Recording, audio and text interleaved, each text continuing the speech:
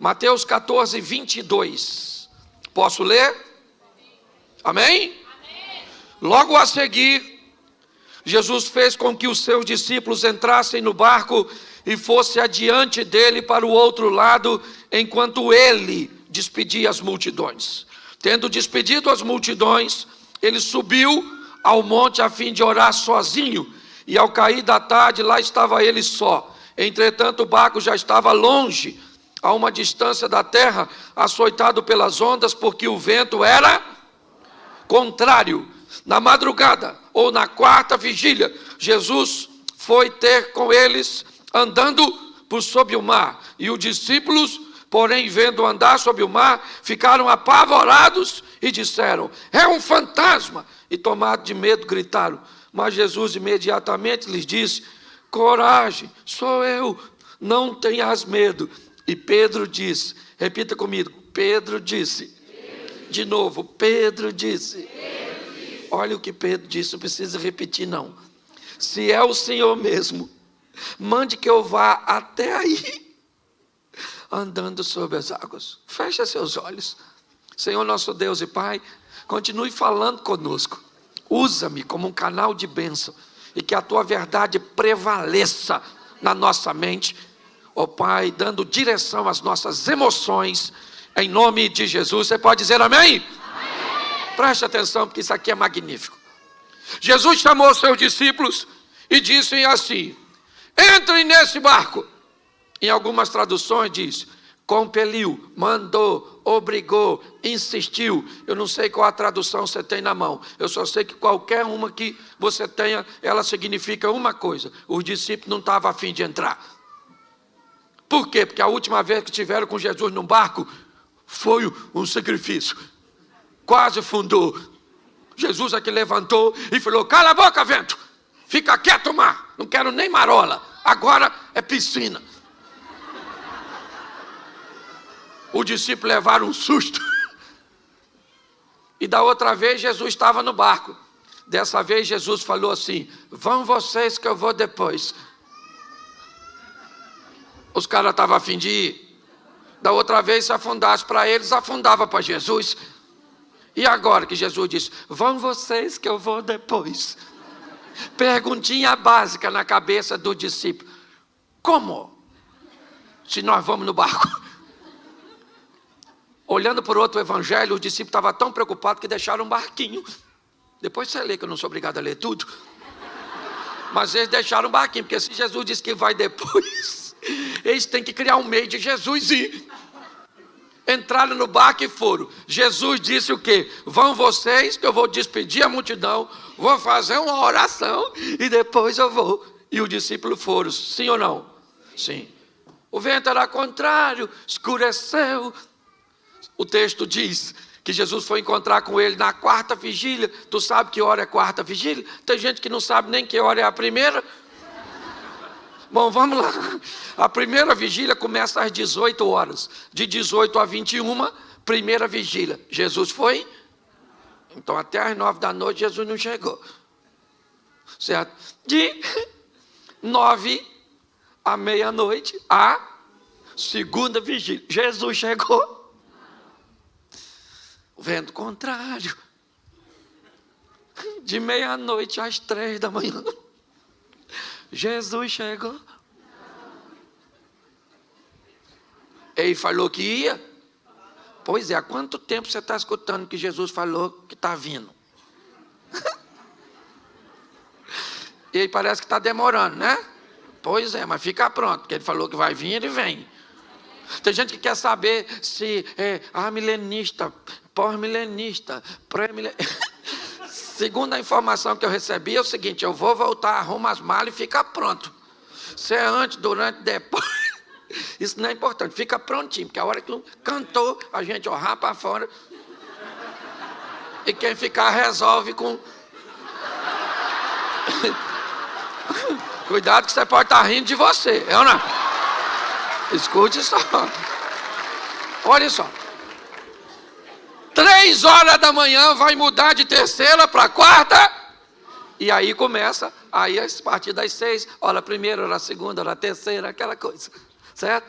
3h da manhã. Os discípulos estão cansadérrimos, apavorados. Mateus era cobrador de impostos, não sei nem se ele sabia nadar. Aquela tribulação dentro do barco, todo mundo com medo. Quem é que aparece andando em cima d'água? Jesus. Podia ter avisado como é que ia.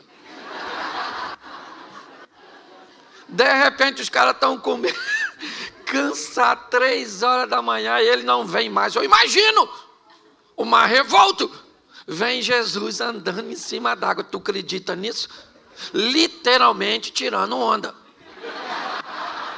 Vem ele andando sobre. Quando os discípulos viram isso, começaram a gritar: olha lá um fantasma, socorro! Não tinha mulher não, era só homem. E eles começaram a gritar de medo: fantasma, fantasma.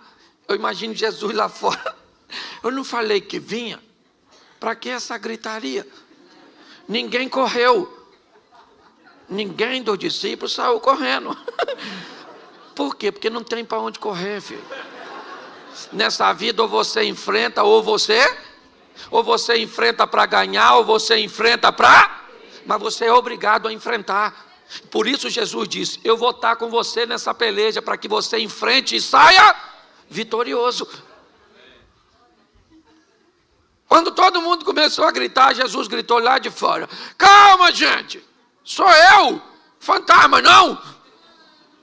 Aí deu aquele silêncio, todo mundo ficou olhando, estava meio escuro, amedrontado, visibilidade baixa. Pedro olhou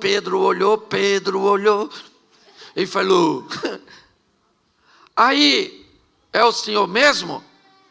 Se é o senhor, manda eu ir aí. Pensa no silêncio. Como assim, Pedro?